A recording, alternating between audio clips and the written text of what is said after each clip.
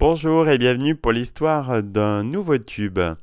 Après deux premiers succès classés aux premières places du top 50, Patricia Cass sort en octobre 1988 un nouveau single. Mon mec à moi reste une confidence en chanson qui permet à l'artiste de répondre aux intrigues des journalistes un peu trop pressants sur sa vie privée. L'histoire de la chanson Mon mec à moi commence véritablement le jour où un célèbre hebdomadaire de la presse télé publie un article sur Patricia Cass. Dans sa rubrique People, le journaliste s'interroge sur l'actuelle vie sentimentale de la jeune artiste.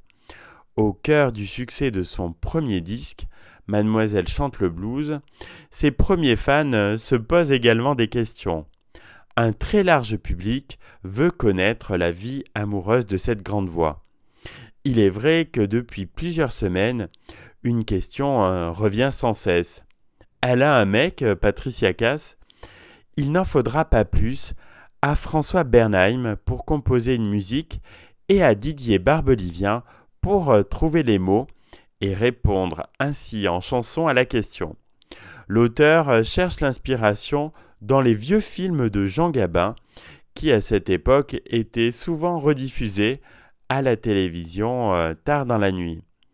Et surtout, influencé par une réflexion de Patricia Cass, Barbelivien séduit le public en une phrase. C'est comme les bonbons menthe, ça fait du bien quand il pleut. En quelques heures, la chanson est terminée. Mon mec à moi est enregistré dans la foulée au studio CBE de la rue Championnet à Paris, avec les arrangements et sous la direction de Bernard Estardi. Comme troisième extrait de son premier album, ce nouveau single de Patricia Cass est commercialisé le 25 octobre 1988. Le disque se classe très vite aux premières places du top 50 et le clip de la chanson est le plus programmé sur toutes les nouvelles chaînes musicales.